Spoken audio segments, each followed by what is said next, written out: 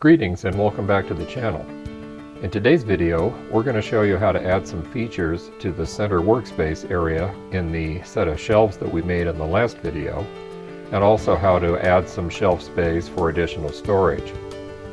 Also, we're going to show you some optional methods of increasing that workspace without impinging on the area of your garage or basement by using folding heavy-duty shelf brackets. If that all sounds interesting, please stay tuned.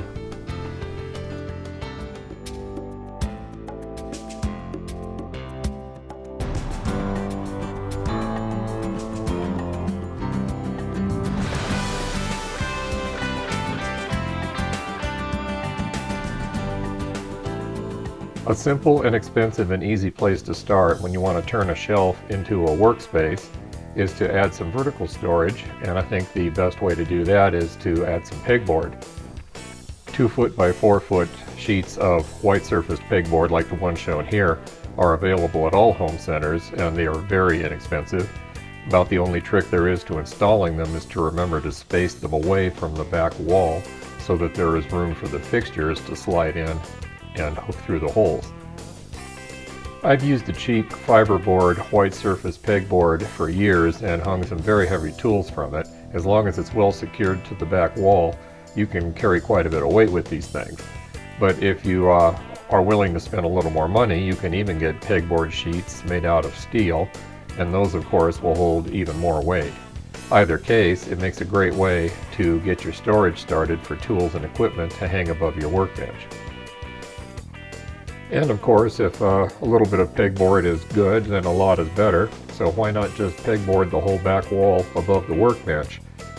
Even if you're going to be using those side areas for storage of boxes like I suggested in the last video, go ahead and put some pegboard behind it in case you ever decide to change your mind and turn that area into a workbench.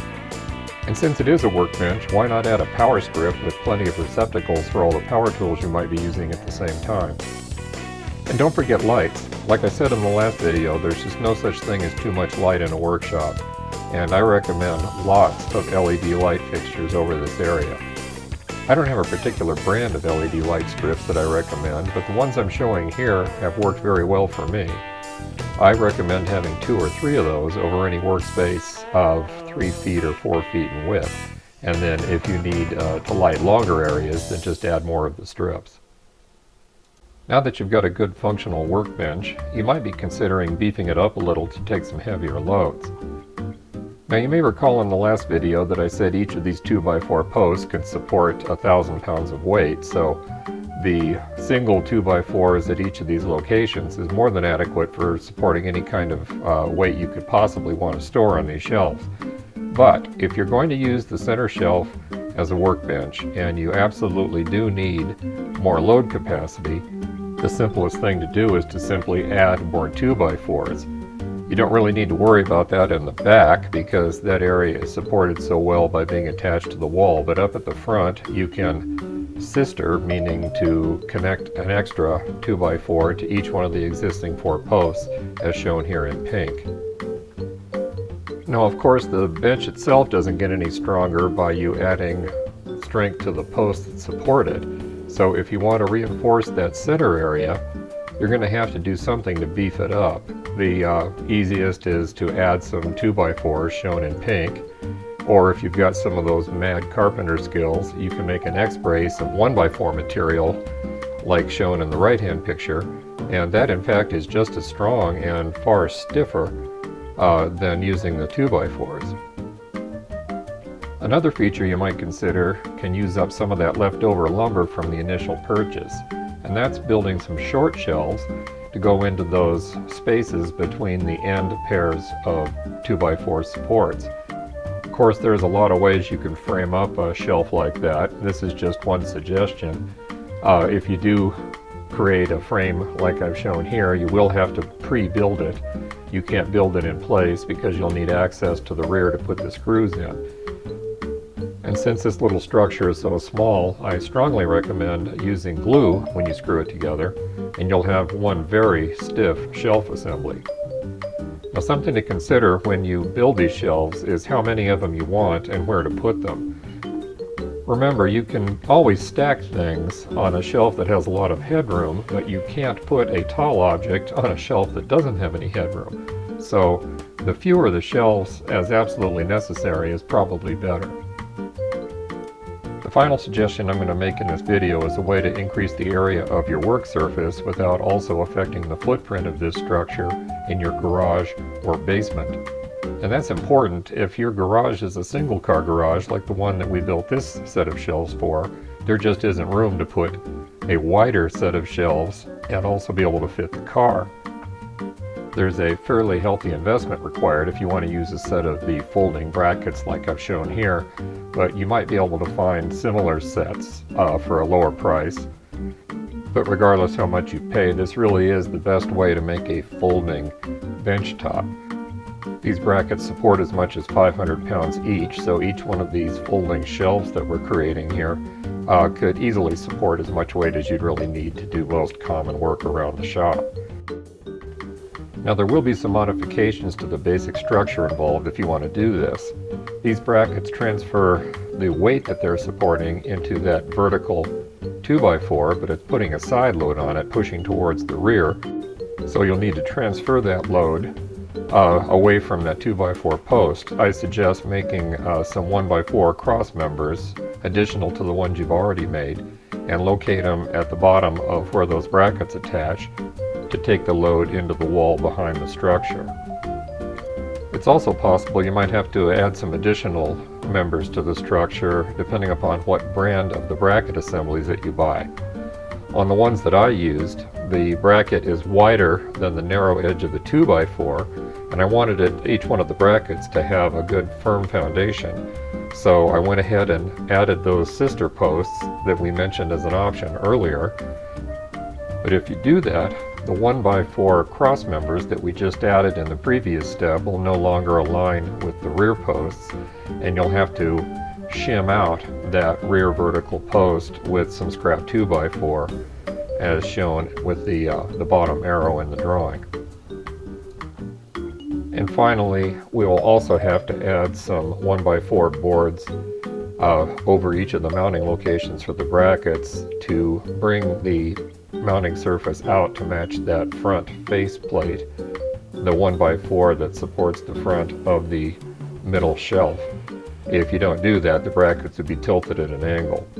Now I realize this is a lot of extra pieces to add, but you are utilizing the features of these brackets to the fullest if you give these reinforcements, and the structure will be even more solid than it was before we started.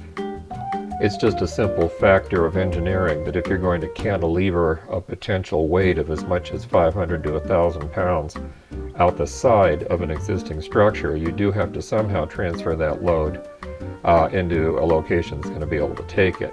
Once you do this, however, you're going to have some nice folding work surfaces that are very sturdy and reliable. Once you've completed those modifications to the structure itself, you can fabricate the actual folding shelves. Now each one of these can be made from plywood and 1x2 material, just like the permanently mounted shelves that we described in a previous step. The problem with designing that structure that's shown here in pink is that we don't really know what space we have to put it in so that it clears all of the structural members when it's in the folded position. So what I recommend is that you install your piece of plywood on the bracket, screw it down temporarily, then collapse the brackets until the shelf is folded down, as you see in the left illustration. Then you can reach around behind it into that area shown by the arrow and mark the area with a pencil that is available for you to put your structure in. So just install your plywood shelf with a couple of screws temporarily, collapse the brackets, reach around behind with a pencil or a marker, and then we can take that shelf back off again and build our structure in place, knowing that the space we're using won't interfere with any of the structure behind it. That underlying structure for your folding shelf doesn't have to be any more complicated than shown here, but I strongly recommend, again, that you use glue with your screws. You're going to find that once this thing is glued and screwed together, when that glue sets up, this is going to be a very firm little work surface. No, you're not going to want to put a big block cast iron V8 engine on it, but if it's glued and screwed together and then attached to these very strong steel brackets, it will support any sensible load. As a final suggestion on how to improve the utility of the basic shelf structure, I'm going to show you an idea that I had when I was designing the folding end shelves. There really isn't any practical reason why you couldn't make one long continuous shelf that goes all the way from one side of your garage or storage space to the other, leaving you with a very long work surface that will fold down and out of the way. Now, there are two practical considerations that you should think about before you decide to do this. One is that to be able to collapse it, meaning to lower it from the raised position, it's going to take two people. You're going to have to release the latches on the bracket assemblies, and unless you have 4 8-foot arms, I don't think you're going to be able to do that all by yourself. So one person at each end lowering the shelf at the same time would be mandatory. Another consideration is that this folding shelf just can't be made as rigid as one of the permanent shelves. So while you're folding it, if you're lifting it from one end or the other, you might twist it and potentially put a load that could break some of the underlying structure. I haven't tested it, as I said before. I don't know how practical this is, but it is possible, and I am kind of anxious to try it the next time I build one of these shelf units. When I do decide to actually build one of these, I've been considering some of the issues about the rigidity of the center portion. Now, the two end benches can be made pretty strong because they're being supported by these steel brackets. The center section, however, is unsupported in the middle. So we have the same issue we had with the fixed benches we made when the whole structure was constructed. So one solution is to install a 1x4 along the front, and if you do that, it could impinge on the space that you're using for storage in that center bay. Just remember that area that's indicated by that yellow line has to be kept clear if we're going to be putting a 1x4 board that will extend into that area when this is folded. But for my purposes, I think this is interesting enough to try because I can think of several reasons why I would want to have a 10 or 12 foot long workbench. For one example, my wife likes to sew, and an essential piece of equipment for sewing is a cutting table. Prices for cutting tables range from expensive to ridiculously expensive, and even in this case paying over $1,000 for a dedicated cutting table, you're not getting a surface as big as the one we could make with our long folding workbench. If you do decide to use the table for a purpose like that, you're going to need a very smooth and snag-free surface. In other words, nothing to catch fabric on. All of the edges will have to be rounded, and the surface itself is going to have to be varnished to a nice sheen. I've done this multiple times in the past by using cheap polyurethane, the water-based type, and although it does take many coats, this product, even though it's low cost, will build you a nice finish. Of course, you can use a much more expensive product like some of the popular polyurethane floor varnishes, but I've used Varathane in the water-based variety on several workbench surfaces and gotten finishes that rival the bowling alley gloss. Just let each coat dry overnight, give it a good sanding with an orbital sander, and then expect to do 6 to 10 coats, and you'll have a nice finish that'll be perfect for a cutting table or for multiple other purposes. After all, having a 10 or 12 foot workbench surface opens up all sorts of possibilities for some other hobbies or interests. In closing, though, I would like to say again, I have not tested this by building one myself. I have made the shorter benches with folding hinges, but never one that's the full 10 to 12 feet long. I do, however, think it's so promising an idea that I am definitely going to try it, and I don't see any reason why it wouldn't succeed. Just don't forget, it will take 2 people to close this thing because you'll need a person at each end to unlatch the bracket so it'll fold down. To me, though, that's kind of a small inconvenience compared to how much work area you're going to get without reducing the space of your garage or basement. And that about does it for this video. As always, thanks for watching. And if you would please consider subscribing and hitting that like button, it would make the work we put into making these drawings and building these projects even more rewarding for us. See you in the next video.